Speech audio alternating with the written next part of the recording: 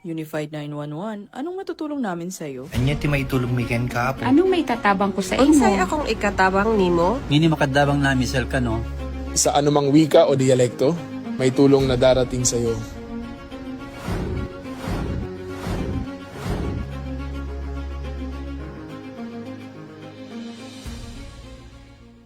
Lilingkod sa bawat Pilipino at magbibigay ng tamang impormasyon para sa tahimik at maayos na Pilipinas. Police News Network, alagad ng batas, tagapagtaguyod ng balitang pulis, sandigan ng mamamayan, patnubay ng katotohanan.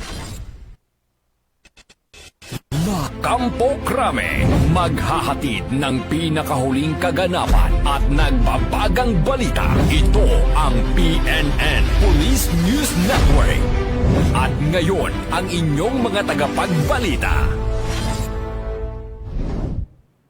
Magandang hapon, Bagong Pilipinas. Ako ang inyong alagad ng batas, tagataguyod ng Balitang Pulis, Patrolwoman Ronalyn Tanghiak mula sa Regional Mobile Force Battalion ng NCRPO.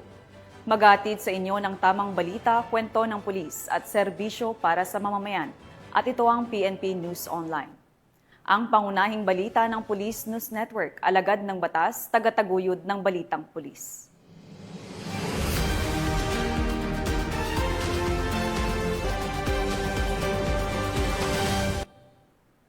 Narito ang mga balitang dapat niyong abangan. Mahigit 9 na milyong halaga ng iligal na droga na samsam sa high-value individual sa Zamboanga City. Most wanted person ng Central Visayas arestado sa Tuburan, Cebu. At iligal na baril kumpiskado ng magsasaka sa Sultan Kudarat.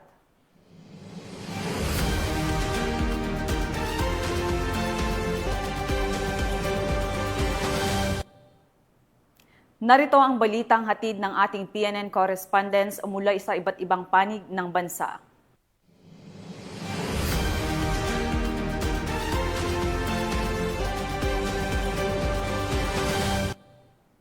Simulan natin ang balita mula sa bahagi ng Luzon.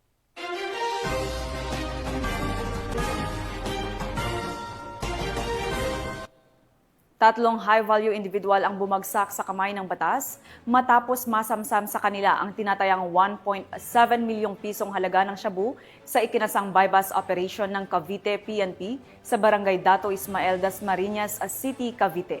Nakatutok dyan si Patrolwoman Priscel May Urbano. Individual na tinagurian bilang mga high-value individual ang naaresto ng Cavite Police Drug Enforcement Unit at Dasmariñas Component City Police Station sa isang matagumpay na bypass operation sa Barangay Dato Ismael, Dasmariñas City, Cavite nito lamang 17 ng Setyembre taong kasalukuyan. Kinilala ang mga sospek na sina alias Owen, alias Sup at alias Jen, pawang mga residente ng Dasmariñas City.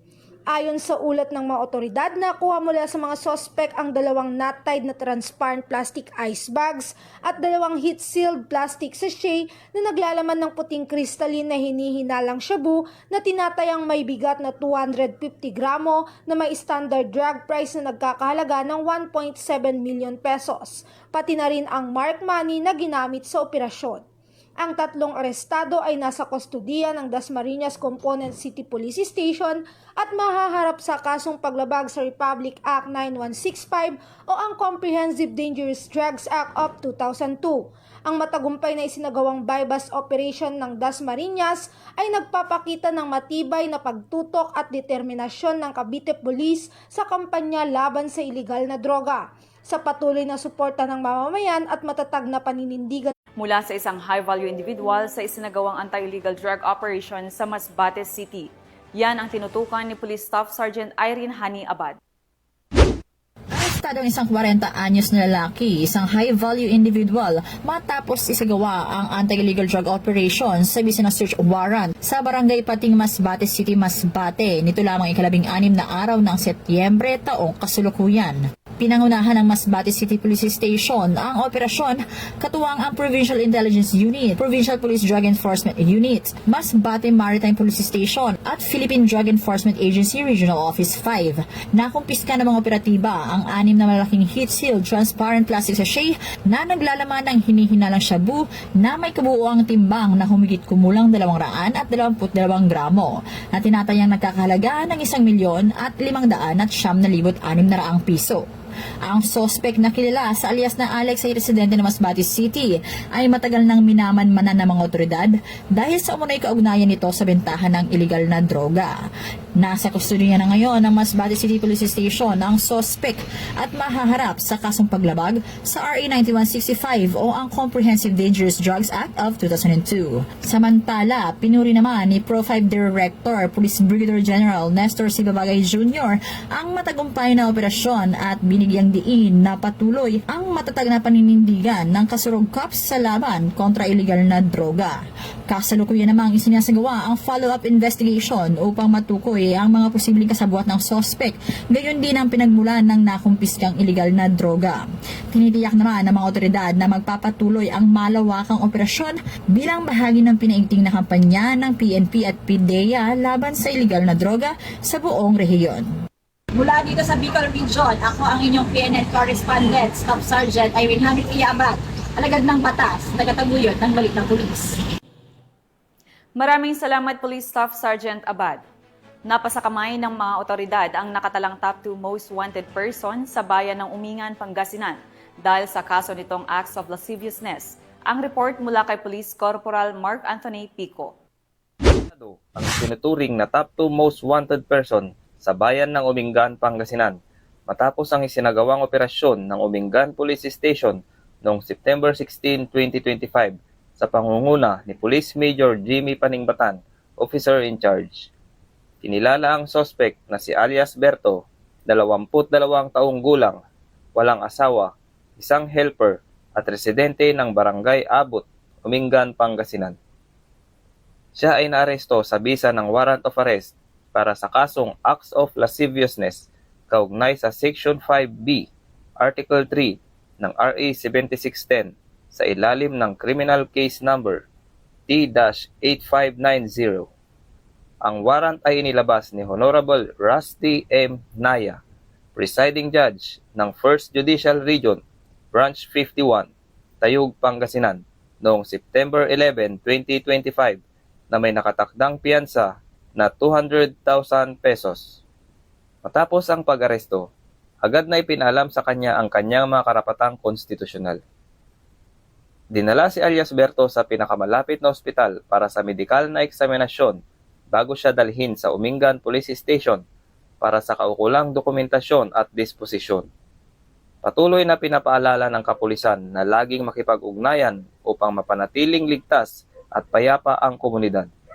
Dahil ang kapulisan ng Region 1 ay maaasahan, malalapitan at mapagkakatiwalaan. Mula dito sa Ilocos Region, ako ang iyong PNN correspondent, Police Corporal Mark Anthony Pico, alagad ng batas, tagataguyod ng Balitang Pulis. Maraming salamat Police Corporal Pico.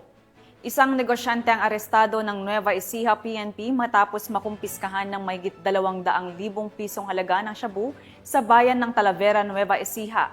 Nakatutok dyan si Patrolwoman Jilly Peña.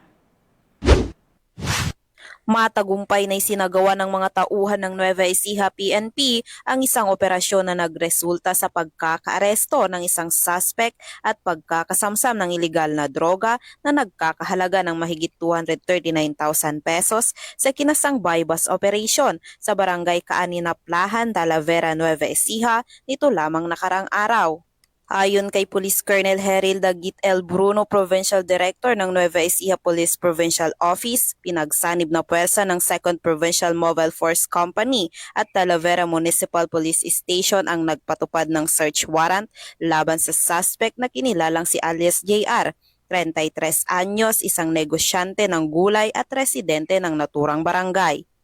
Nakumpiska mula sa suspect ang ilang live ammunition para sa kalibreng 45 at 9mm na baril, gayon din ang 7 heat-sealed sachet ng hinihinalang shabu na tumitimbang ng tinatayang 35.16 grams na nagkakahalaga ng 239,088 pesos. Kasalukuyang nahaharap ang suspect sa kasong paglabag sa Republic Act 9165 o Comprehensive Dangerous Drugs Act of 2002 at Republic Act 10591 o Comprehensive Firearms and Ammunition Regulation Act. Patuloy ang Nueva Ecija PNP sa pagpapaigting ng kampanya laban sa illegal na droga at kriminalidad upang matiyak ang kapayapaan at kaligtasan ng mamamayan sa lalawigan. Mula dito sa Police Regional Office 3, ako ang inyong PNN Correspondent, Patrolwoman Jilly Advincula Peña, alagad ng batas, tagataguyod ng Balitang Pulis. Maraming salamat, Patrolwoman Peña. Isang makabuluhang aktibidad para sa kalikasan ang isinagawa ng Corcuera Municipal Police Station matapos pangunahan ang pagpapakawala ng 79 na pawikan hatchlings sa baybayan ng Corcuera, Romblon. Patrolwoman Christine Lorenzo sa balita. Matagumpay na pinakawalan sa dagat ang 79 na pawikan hatchlings sa baybayin ng Barangay Mangansag, Corcuera, Romblon nito lamang ika-17 ng Setyembre taong kasalukuyan. Sa pangunguna ni Police Captain John Anthony P. Pajarillo, OIC ng Corcuera Municipal Police Station, katuwang ang mga kawani ng Philippine Coast Guard at mga opisyal ng barangay, ligtas na nailipat ang mga munting pawikan mula sa pampang patungo sa dagat. Ang aktibidad na ito ay malinaw na pagsasabuhay ng PNP core value na makakalikasan kung saan ipinapakita ang malasakit ng kapulisan at pamayanan sa pangangalaga ng ating likas na yaman at yamang dagat. Habang ang huling pawikan ay tuluyang lumangoy papalayo sa alon, dama ng lahat ng naroon ang saya at pag-asa, isang patunay na ang simpleng pagkilos ay maaaring magbigay ng malaking tsansa sa buhay ng ating kalikasan. Mula dito sa home of the Police Eco Warriors, Calapan City, Oriental, Mindoro, ako ang inyong PNN Correspondent, Patrolwoman Christine Lorenzo, alagad ng batas, tagataguyod ng Balitang Pulis. Maraming salamat, Patrolwoman Lorenzo. Bilang bahagi ng kanilang mandato na tiyakin ang kahandaan at kaayusan sa hanay ng pulisya, nagsagawa ng masusing inspeksyon ng National Police Commission Regional Office 2 sa mga unit ng kapulisan sa Region 2. Magbabalita dyan si Patrolwoman Rochelle Ledesma. Nasa third phase na ang isinagawang pag-inspeksyon ng National Police Commission Regional Office 2 sa mga miyembro ng hanay ng pambansang pulisya na nakatalaga sa lambak ng Cagayan. Nagkaroon ng entrance briefing noong ika-15 ng Setyembre nito lamang taon na ginanap sa Police Regional Office 2 Conference Room at ito ay pinangunahan ni Director Ramon M. Rañeses, Master in National Security Administration, CESO4, Regional Director ng National Police Commission Region 2. Ito ay dinaluhan nila Police Colonel Rodelio C. Samson, Acting Deputy Regional Director for Administration, kasama ang iba pang miyembro ng Command Group, Regional Staff at Chief Regional Support Units. Samantala may kanya-kanyang schedule ang bawat unit na iikutan at i-inspect ng NAPOLCOM. Sa isinagawang inspeksyon, ipinakita ang mga issued na firearms, mga kalakip na dokumento na nagpapatunay na ang mga tauhan ay may sapat na kakayahan sa kanilang mga tasking. Inalam din ang mga issues and concerns ng bawat unit. Isinagawa ito na naglalayong suriin at siguraduhin ang disiplina ng kapulisan upang mas lalong magampanan ng kanilang mga tungkulin alinsunod sa mga polisiya ng organisasyon ng pamahalaan at upang matiyak din ang moral welfare ng hanay. Ayon kay Ma'am Maria Irene Isabel C. Cabel, Police Inspector 4, Officer in Charge, Office of Technical Services Division ng NAPOLCOM 2, ito ay sinagawa annually. The National Police Commission is mandated by law to conduct an annual inspection, assessment, and monitoring activities in all PNP offices, units, and stations nationwide. We conduct this every year depending po sa guidelines na binababa sa amin sa Central Office yung when to begin the conduct of this activity.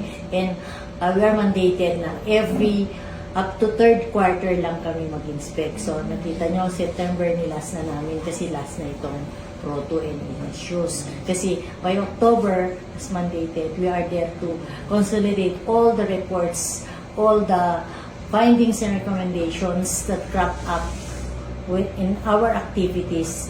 And that findings and recommendations, yung result niya po will be made into policies and laws. Ang aktibidad ay naglalayong mapanatili ang disiplina sa hanay upang mas lalong magampanan ang mga tungkuling sinumpaan na mapanatili ang kaayusan at katahimikan ng komunidad sa tulong at suporta ng mga polisiya at programa ng ibang ahensya ng pamahalaan.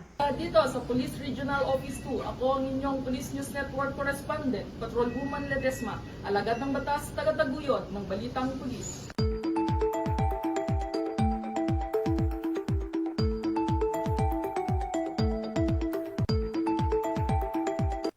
At para sa ating weather update, ayon sa Pag-asa, nanatili ang lakas ng Tropical Depression Nando habang dahan-dahang kumikilos sa may Philippine Sea, 1,335 km sa silangan ng southeastern Luzon.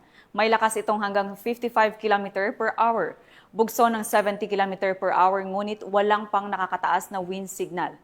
Inaasahang magpapalakas ito ng habagat at posibleng magdala ng malakas na ulan sa mga darating na araw.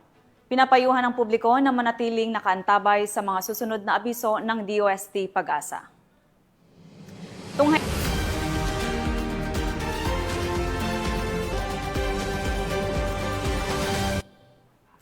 Tunghayan naman natin ang mga balita mula sa Visayas.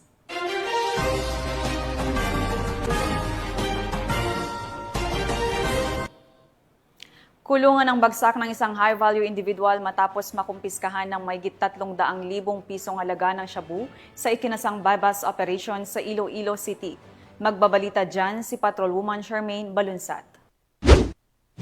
Nahuli sa ikinasang drug bypass operation ng City Drug Enforcement Unit, katuwang ang Regional Intelligence Unit 6, PNP Drug Enforcement Group, Special Operation Unit 6 at Iloilo City Police Station 3 ang isang high-value individual sa Barangay Lanet, Haro, Iloilo City. Nito lamang 15 na Setyembre taong kasalukuyan. Ayon kay Police Captain Roque Jimeno III, Officer in Charge ng City Drug Enforcement Unit, ang arestado ay kinilalang si alias Gismar, isang construction worker, sa pagkakadakip sa suspect na kumpiska mula sa kanyang pag-iingat ang 14 na sachet ng pinaghihinalaang shabu na may kabuang timbang na humigit kumulang 55 gramo at tinatayang may standard drug price na nagkakahalaga ng 374,000 pesos. Kasalukuyang nakakulong na ang arestado sa Iloilo City Police Station 3 na maharap sa kasong paglabag sa Republic Act 9165 o ang Comprehensive Dangerous Drugs Act of 2002. Patuloy na paigtingin ng kapulisan ang kanilang kampanya laban sa iligal na droga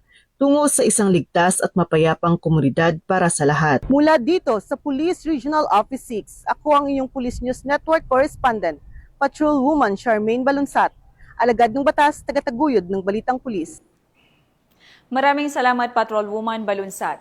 Sa bisa ng warrant of arrest, arestado ang top 7 most wanted person ng Central Visayas dahil sa kaso nitong rape sa Tuburan, Cebu. Nakibalita dyan si Patrolwoman Flora May Azares. Swak sa rehas ang top 7 most wanted person regional level na may kasong 2 counts ng rape matapos itong maaresto ng kapulisan ng Tuburan sa Barangay Siotes, Tuburan, Cebu, noong 16 ng Setyembre ng taong kasulkuyan. Kinilala ni Police Major Geoffrey De Grande, Acting Chief of Police ng Tuburan Municipal Police Station, Cebu Police Provincial Office, ang wanted na suspect na si alias Elizar, 39 anyos, na residente ng Barangay Daang Lungsod, Tuburan, Cebu. Ang suspect ay naaresto sa bisa ng warrant of arrest para sa kasong 2 counts ng rape na walang rekomendadong piyansa. Kasalukuyang nasa kustodiya ng Tuburan MPS ang suspect para sa dokumentasyon at tamang disposisyon. Ang panggagahasa ay isang krimen na hindi lamang sumisira sa katawan ng biktima, kundi pati na rin sa kanilang isipan at pamilya. Kaya napakalaga na tayo ay magkaroon ng sapat na kaalaman kung paano ito maiwasan at kung paano makakatulong sa mga biktima. Una, tandaan natin na ang kalagahan ng pahintulot. Walang sinuman ang may karapatang piliin ang isang tao na gawin ng bagay na hindi niya gusto. Ang respeto sa kapwa ay pundasyon ng ligtas at maayos na relasyon. Ikalawa, dapat tayong maging mapagmatsyag sa ating paligid. Kung may nakikitang kahina-hinalang kilos, huwag mag-atubiling magsumbong sa mga otoridad. Ang pagtahimik ay maaaring magdulot ng mas malaking panganib, hindi lamang sa iisang tao kundi sa buong komunidad. Ikatlo, protektahan ang sarili. Iwasan ang pagpunta sa mga liblib na lugar, lalo na kung nag-iisa. Mas mabuti ring manatiling konektado sa mga pinagkakatiwalaang tao at agad humingi ng tulong kung may banta. At higit sa lahat, kailangan nating turuan ng ating pamilya, lalo na ang kabataan, tungkol sa respeto, wastong pakikipag-ugnayan at kahalagan ng malusog na relasyon. Tandaan natin, ang panggagahasa ay hindi kasalanan ng biktima. Tungkulin natin lahat na suportahan sila at magtulungan para sa masagana at masugpo ang ganitong uri ng karahasan. Mula dito sa Central Visayas, ako ang inyong Police News Network correspondent, Patrolwoman Flora May Azares, alagad ng batas, tagataguyod ng Balitang Pulis. Maraming salamat, Patrolwoman Azares. Wala nang kawala ang top 8 provincial most wanted person matapos maaresto ng mga otoridad sa isang operasyon sa Barangay Libertad, Ormoc City. Nakatutok dyan si Patrolwoman Maria Elena Singian. Ito ng mga autoridad ang nakatalagang top 8 provincial most wanted person na may kasong rape by sexual assault matapos mahuli sa Barangay Libertad, Ormoc City. Bandang alas 8:24 ng gabi nang maaresto ang akusado ng mga tauhan ng Ormoc City Police Station 1 kasama ang Anti-Kidnapping Group Ormoc Satellite Office at Ormoc City Intelligence Unit sa bisa ng warrant of arrest para sa kasong rape by sexual assault sa ilalim ng Article 266-A2 ng Revised Penal Code na may nirekomendang piyansa na 200,000 pesos para sa pansamantalang kalayaan. Dinala ang akusado sa Ormoc City PS1 para sa kaukulang dokumentasyon at tamang disposisyon. Patunay lamang na ang pambansang pulisya ay hindi nagpapabaya sa kanilang sinumpaang tungkulin na hulihin ang mga taong tiwalag sa batas upang mapanatiling ligtas ang komunidad ng sa gayon maipatupad ang kapayapaan ng bansa para sa ligtas at maunlad na bagong Pilipinas. Mula dito sa Eastern Visayas, ako ang inyong PNN correspondent, Patrolwoman Singian, alagad ng batas, tagataguyod ng Balitang Pulis. Maraming salamat, Patrolwoman Singian.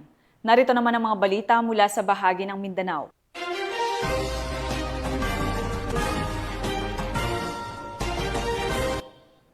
Bumagsak sa kamay ng mga otoridad ang isang high-value individual matapos makumpiskahan ng mahigit 9 milyong pisong halaga ng ilegal na droga sa ikinasang operasyon ng pulisya. Ang report mula kay Patrolwoman AJ Cortez. Estado ang isang 32 anyos na lalaki matapos isagawa ang anti-illegal drugs by bust operation ng pinagsanib na puwersa ng mga operatiba mula sa City Drug Enforcement Unit, Zamboanga City Police Office, City Intelligence Unit, Regional Intelligence Unit 9, RMFB 9, Counter-Terrorism Division, PNP Intelligence Group at iba pang unit ng PNP at PIDEA ang isang matagumpay na buy-bust operation sa Barangay Putik, Zamboanga City, bandang alas 6:40 ng gabi nito lamang ika-16 ng Setyembre taong kasalukuyan. Kinilala ang suspect na si alias Muads, isang high-value individual, level 2, walang trabaho, high school level at residente ng Barangay Baliwasan, Zamboanga City. Nasamsam mula sa operasyon ang 3 piraso ng heat-sealed plastic sachet ng hinihinalang shabu, 3 piraso ng heat-sealed plastic sachet ng hinihinalang cocaine, at isang bundle ng budil money na ginamit sa buy-bust operation. Tinatayang aabot sa 150 grams ng hinihinalang shabu na may halagang 1,020,000 pesos at 1,500 grams ng hinihinalang cocaine na may halagang 7,950,000 pesos ang nakumpiska, na may kabuuang halaga na humigit kumulang 8,970,000 pesos. Dinala ang nakuhang mga ebidensya sa PIDEA Regional Office sa Pagadian City para sa pagsusuri sa laboratorio, habang ang suspect ay dinala naman sa Zamboanga City Police Station 5 Divisoria para sa dokumentasyon at disposisyon. Sa kasalukuyan, inihahanda na ang kaukulang kaso laban sa naarestong suspect. Patuloy namang pinaigting ng mga otoridad ang kanilang kampanya kontra iligal na droga upang masiguro ang kaligtasan at kapayapaan ng komunidad. Mula dito sa tanggapan ng kapulisan sa Region Siam, ako ang inyong PNN correspondent, Patrolwoman AJ Cortez, alagad ng batas, tagataguyod ng Balitang Pulis. Maraming salamat, Patrolwoman Cortez. Nasakot ang isang most wanted person sa kasong acts of lasciviousness sa isinagawang operasyon sa Kapatagan, Lanao del Norte. Ang buong detalye ng balita mula kay Patrolwoman Riza Sahonia. Ng pinagsalit na puwersa ng Kapatagan Municipal Police Station at 1005th Maneuver Company, Regional Mobile Force Battalion 10 ang isang wanted person na may kasong acts of lasciviousness. Nitong Miyerkules, Setyembre 17 taong kasalukuyan. Kinilala ni Police Colonel Leo De Leon Soa, Acting Provincial Director ng Lanao del Norte Police Provincial Office, ang suspect na si alias Bong. 63 taong gulang na lalaki, may asawa, isang laborer at residente ng Purok 9 Poblasyon, Kapatagan, Lanao del Norte. Nahuli ang suspect sa bisa ng alias warrant of arrest para sa kasong acts of lasciviousness, kaugnay ng Section 5B ng Republic Act 7610 na may nakasaad na piyansang 108,000 pesos. Nasa kustudiya na ng Kapatagan Municipal Police Station ang nasabing suspect para sa dokumentasyon at tamang disposisyon. Patunay lamang ito ng walang humpay na dedikasyon ng Lanao del Norte Police Provincial Office sa pagpapatupad ng batas. Mula dito sa Ilagang Mindanao, ako ang inyong Police News Network Correspondent, Patrolwoman Riza Sahonia, alagad ng batas, tagataguyod ng Balitang Pulis. Maraming salamat Patrolwoman Sahonia. Nauwi sa pagkakaaresto ang isang lalaki sa pagkakumpiska ng ilegal na droga, ang isinagawang bypass operation sa Davao City.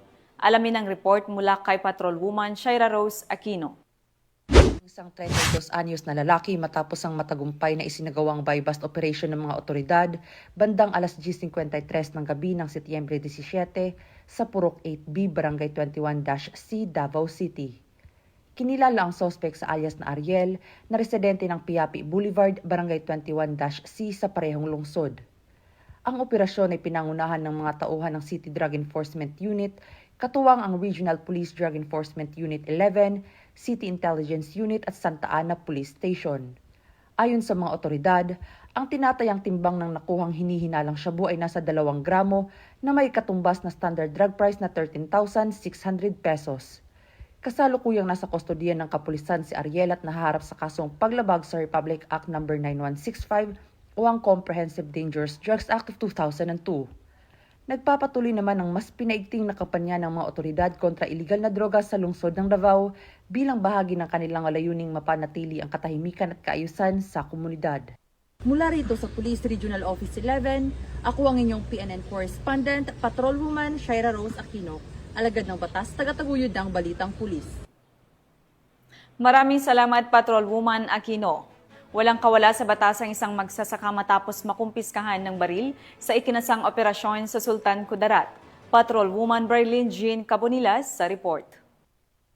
Ang isang magsasaka matapos makumpiskahan ng iligal na baril sa isinagawang operasyon ng Lambayong Municipal Police Station sa bisa ng search warrant, kasama ang iba pang operatiba ng Sultan Kudarat Police Provincial Office sa Barangay Lagaw, Lambayong, Sultan Kudarat. Nito lamang 16 ng Setyembre 2025. Kinilala ni Police Major Lionel Dilasan, hepe ng Lambayong Municipal Police Station, ang suspect na si alias Dak, 45 anyos, residente ng nasabing barangay. Nakuha mula sa suspect ang isang caliber 45 pistol na baril na may kasamang magasin na kargado ng 7 bala at isang kulay itim na holster.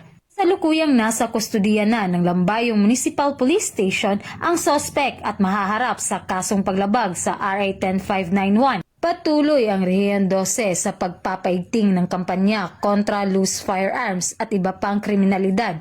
Sinisigurado ng kapulisan ng Police Regional Office 12 na maging ligtas, tahimik ang buong komunidad ng Rehiyon 12. Mula dito sa Police Regional Office 12, ako po inyong PNN Correspondent, Patrolwoman Braylin Jean Cabonilas, alagad ng batas, tagataguyod ng Balitang Pulis. Maraming salamat Patrolwoman Cabonilas. Tinatayang 1.3 milyong piso ang halaga ng shabu ang nasamsam ng mga tauhan ng PNP Drug Enforcement Group Special Operations Unit 13 mula sa isang suspek sa Butuan City. Magbabalita dyan si Patrolwoman Karen Malilin. arestado ang isang tinaguriang pilit boy matapos salakay ng mga operatiba ng Special Operation Unit 13 PNP Drug Enforcement Group ang kanyang inuupahang boarding house sa Purok 9, Barangay JP Rizal, Butuan City nito lamang September taong kasalukuyan. Kinilala ang suspect na si alias Megs, 40 taong gulang binata, walang trabaho at residente ng naturang barangay. Itinuturing si Meg bilang isang high-value individual. Nasamsam mula sa kanya ang 11 pakete ng hininalang shabu na tumitimbang ng humigit kumulang 200 gramo na nagkakahalaga ng 1,360,000 pesos kasama ang iba't ibang drug paraphernalia. Ang operasyon ay sinagawa sa bisa ng search warrant na nilagdaan ni Presiding Judge Marigel S. Dagani Hugo ng RTC Branch 3, 10th Judicial Region, Butuan City para sa paglabag sa Section 11 at 12, Article 2 ng Republic Act 9165 o Comprehensive Dangerous Drug Act of 2002. Kasalukuyang nasa kustodiya ng PNP Drug Enforcement Group ang suspect para sa kaukulang kaso. Mula dito sa Police Regional Office 13, ako ang iyong PNN correspondent, Patrolwoman Karen A. Malilin, alagad ng batas, tagataguyod ng Balitang Pulis.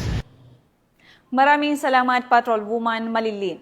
At yan ang mga balitang nakalap ng ating PNN correspondents mula Luzon, Visayas at Mindanao. At bago tayo magtapos, panawagan sa lahat ng makikilahok sa nakatakdang rally ngayong September 21, naway ating isagawa ng maayos, mapayapa at may buong paggalang sa isa't isa. Iginagalang ang inyong karapatan na magpahayag ng saloobin, sapagkat maging ang ating kapulisan ay mariing tutol din sa katiwalian at korupsyon. Ang kanilang presensya ay hindi upang hadlangan ang inyong karapatan, kundi upang pumagitna at masiguro ang kaayusan at kaligtasan ng bawat mamamayan na dadalo. Maging responsable at disiplinado tayong lahat. Ipahayag natin ang ating tinig ng may respeto, pagkakaisa at dignidad upang ang ating layunin ay higit na marinig at maunawaan. At mga ka-PNN, 98 days na lang, Pasko na.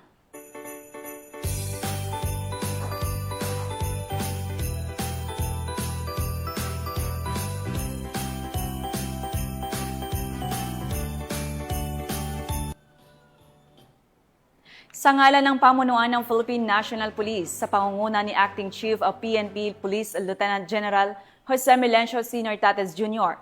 at sa pamumuno ni President Ferdinand Bongbong Marcos Jr., kami ay maglilingkod sa bawat Pilipino at magbibigay ng tama at balanseng balita.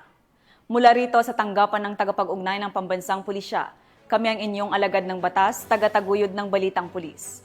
Ako po si Patrolwoman Ronalyn Tanggiak mula sa Regional Mobile Force Battalion ng NCRPO. Maghatid ng tamang balita, kwento ng pulis at serbisyo para sa mamamayan at ito ang PNP News Online, ang pangunahing balita ng Police News Network.